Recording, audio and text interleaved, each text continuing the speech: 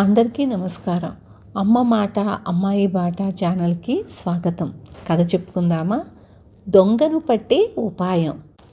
రత్నగుప్తుడనే ఒక ధనిక వర్తకుడి ఇంట్లో దొంగతనం జరిగింది. 10,000 వరహాలు రాత్రికి రాత్రి మాయమైపోయాయి. డబ్బున్న గదికి పక్కనే ఉన్న నడవలో 4 పనివాళ్లు పడుకున్నారు. సహజంగా రత్నగుప్తుడి అనుమానం వాళ్ల మీదకే వెళ్ళింది. రత్నగుప్తుడు చాలా సాధు స్వభావం కలవాడు. కఠినంగా ఎవరినీ మందలించలేడు. ఆయనకు వ్యాపార వ్యవహారాల్లో చేదోడు వాదోడుగా ఉండే సోమశాస్త్రి చాలా తెలివైనవాడు. రత్నగుప్తుడు జరిగినది సోమశాస్త్రికి చెప్పి ఆ పని వాళ్ళ మనసులు నొప్పించకుండా వాళ్లల్లో దొంగ ఎవరో పట్టుకోవాలి అని కోరాడు. సోమశాస్త్రి సరేనని పనివాళ్ల 4 ఒక గదిలోకి పిలిచి, మీరు డబ్బున్న గదికి పక్కనే పడుకున్నారు. ఆ గదిలో దొంగతనం జరిగింది. రత్నగుప్తుడు మంచివాడు కనుక మిమ్మల్ని రాజభటులకు అప్పగించలేదు. సరే, జరిగిందేదో జరిగిపోయింది.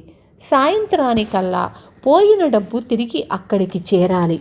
అలా జరక్కపోయిందో మీరు ఇంతింతనరాని ప్రమాదానికి గురవుతారు. జాగ్రత్త అన్నాడు. పనివాళ్ళు భూషయ్య, ధర్మయ్య, సోమయ్య, రామయ్యలు తలలు వంచుకొని సోమశాస్త్రి చెప్పింది విన్నారు. ఆ రోజంతా సోమశాస్త్రి వాళ్లను రహస్యంగా ఒక కంట కనిపెట్టే ఉన్నాడు. కానీ వాళ్ళు మామూలు ప్రకారం తమ పనులు చేసుకొని వెళ్ళిపోయారు. రాత్రికి కూడా డబ్బు యథాస్థానానికి చేరలేదు. మర్నాడు సోమశాస్త్రి ఆ 4 విడివిడిగా ఒక గదిలోకి రమ్మన్నాడు. ముందుగా ధర్మయ్య వచ్చాడు. సోమశాస్త్రి వాడితో, నువ్వు దొంగతనం చేశావనడానికి నాకు ఈరోజు ఉదయమే కొన్ని రుజువులు దొరికాయి. మర్యాదగా నేరం ఒప్పుకొని డబ్బు తెచ్చిస్తే నిన్ను రక్షించగలను అన్నాడు.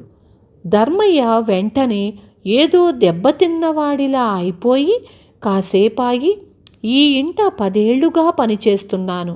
ఎన్నడూ ఇలాంటి మాట పడలేదు బాబు. బాబుగారి ఉప్పు తిని వారికే ద్రోహం చేశానన్న మాట పడ్డాక నేను బ్రతికి కూడా ప్రయోజనం లేదు. వెధవ ప్రాణాలు పోయినా బావుండును అంటూ బాధపడ్డాడు. సోమశాస్త్రి ధర్మయ్యను పంపేసి భూషయ్యను పిలిపించాడు. వాడికి అవే మాటలు చెప్పగానే వాడు గజగజ వణికిపోతూ, బాబు, మీరే నన్ను రక్షించాలి. నిజంగా నాకేమీ తెలియదు అంటూ సోమశాస్త్రి కాళ్ళు పట్టుకున్నాడు. తప్పు చెయ్యకపోతే భయపడడం ఎందుకు? నా దగ్గరున్న రుజువులేమిటో రేపు చెబుతాను అని సోమశాస్త్రి వాణ్ణి పంపేసి రామయ్యను పిలిచాడు. వాడు సోమశాస్త్రి తనను దొంగ అనగానే, అయ్యా, మాటలు జాగ్రత్తగా రానియండి. మీరు ఉన్నవాళ్ళు, మేము లేనివాళ్ళం కావచ్చు. అందుకని మీరు నోటికొచ్చిన మాటల్లా అంటే నేను సహించేది లేదు అన్నాడు కోపంగా. ఇలాంటి బెదిరింపులకు నేను భయపడేవాణ్ణి కాదు. మీరున్న పక్క గదిలోనే దొంగతనం జరిగినప్పుడు అందులో మీకు భాగం ఉన్నట్లే. మిమ్మల్ని ఆ నడవలో ఎందుకు పడుకోమన్నట్టు? దొంగతనాలేవీ జరగకూడదనే కదా మీ బాధ్యత మరిచారు. వెళ్ళు, నా దగ్గరున్న రుజువులేమిటో రేపు చెబుతాను అని వాణ్ణి పంపేశాడు సోమశాస్త్రి. ఆఖరున వచ్చిన సోమయ్య కూడా రామయ్యలాగే సోమశాస్త్రి మీద తిరగపడ్డాడు. అప్పుడు సోమశాస్త్రి, ఇంట్లో దొంగలు పడి దోచుకుపోతుంటే ఒళ్ళెరక్కుండా నిద్రపోయానంటావు, అది మాత్రం తప్పు కాదా అని అడిగాడు. సోమయ్య కోపంగా, మేము ఇంట్లో పనులు చెయ్యడానికే తప్ప కాపలా కాయడానికి కాదు. రోజంతా కష్టపడి పనిచేసిన వాళ్లకు ఒళ్ళెరక్కుండా నిద్రపట్టడంలో ఆశ్చర్యం లేదు. కావాలంటే మమ్మల్ని కాపలా వాళ్లుగా నియమించండి. అప్పుడు మేము పగలంతా నిద్రపోయి రాత్రిళ్ళు కాపలా కాస్తాం. అప్పుడు ఇంట్లో ఏమైనా దొంగతనం జరిగితే మమ్మల్ని తప్పు పట్టండి అన్నాడు. సోమశాస్త్రి వాణ్ణి కూడా పంపేసి రత్నగుప్తుడి వద్దకు వెళ్ళి, మొత్తం మీద ఆ దొంగతనం 4 కలిసి చేసింది కాదు.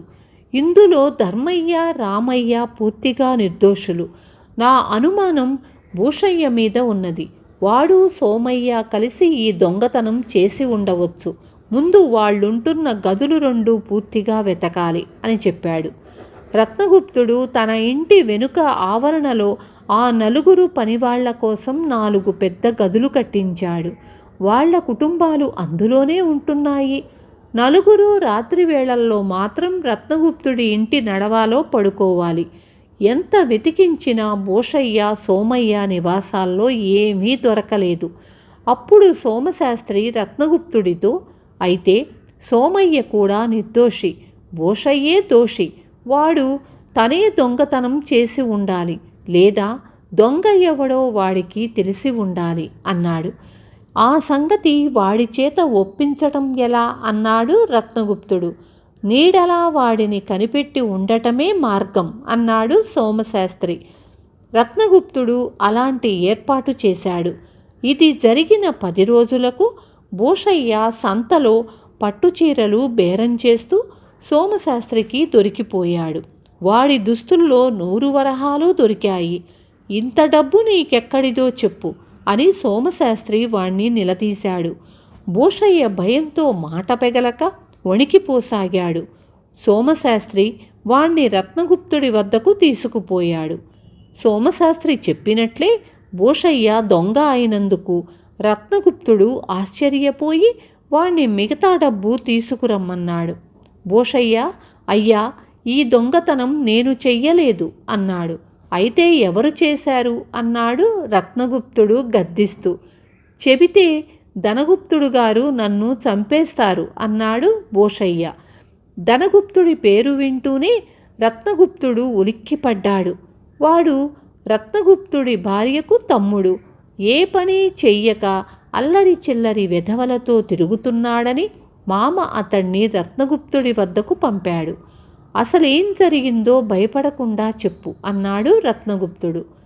అప్పుడు భూషయ్య, అయ్యా, మేము 4 పడుకునే చోట ఉన్న గదిలో తమరు డబ్బు, విలువైన వస్తువులు ఉంచుతారని మాకు తెలుసు.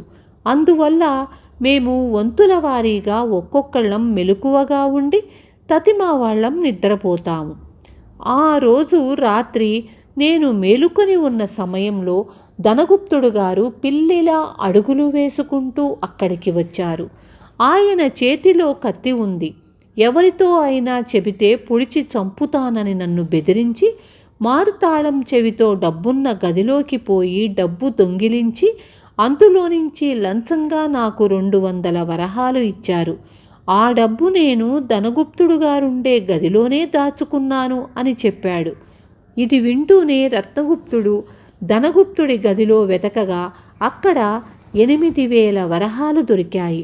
ధనగుప్తుడు మారు మాట్లాడకుండా తన నేరం ఒప్పుకున్నాడు. రత్నగుప్తుడి భార్య తమ్ముణ్ణి గట్టిగా చివాట్లు వేసి తండ్రి ఇంటికి పంపివేసింది. ఆ తర్వాత రత్నగుప్తుడు సోమశాస్త్రిని తన గదికి పిలిచి, నీ మూలంగా అసలు విషయం సులభంగా తెలిసిపోయింది. మిగతా 3 అమాయకులని భూషయ్యకే దొంగతనం గురించి తెలిసి ఉంటుందని నువ్వెలా అనుమానించావు అని అడిగాడు. సోమశాస్త్రి చిన్నగా నవ్వి, ఇది చాలా సులభం. ఏ మనిషికైనా చెయ్యని నేరం అంటగడితే బాధపడతాడు. ధర్మయ్య బాధపడ్డాడు కాబట్టి అతడు నేరం చెయ్యలేదనుకున్నాను. అయితే ధర్మయ్య ఈ ఇంటి ఉప్పు తిన్నాననుకుంటున్నాడు. వాడికి ఆత్మాభిమానం లేదు. ఆత్మాభిమానం ఉన్నవాడు చెయ్యని నేరం చేశావంటే తిరగబడతాడు. రామయ్య అలా తిరగబడ్డాడు. అయితే వాడి బాధ్యతను సరిగా నిర్వహించలేదనగానే ఊరుకున్నాడు. సోమయ్య తిరగబడటమే కాక ఇంటి కాపలా తన బాధ్యత కాదు పొమ్మన్నాడు. అంటే వాడు తిరగబడడానికి కారణం కోపం కాదన్న మాట. వాడికి దబాయించే అలవాటున్నది. అలాంటి వాడు కూడా దొంగ కావచ్చు. కానీ అసలైన దొంగ తన మీదికి అనుమానం రాగానే భయపడతాడు. భూషయ్య అలా భయపడ్డాడు. దొంగతనం చేసినా చెయ్యకపోయినా వాడికి దొంగతనం ఎలా జరిగిందో తెలుసునని అర్థమయ్యింది నాకు అన్నాడు. ధనగుప్తుడు సోమశాస్త్రిని ఎంతగానో మెచ్చుకున్నాడు. విన్నారు కదా సమయస్ఫూర్తితో ఎలా దొంగను పట్టేశారో. రేపు మళ్ళీ ఇంకొక మంచి కథతో మీ ముందుకు వస్తాను.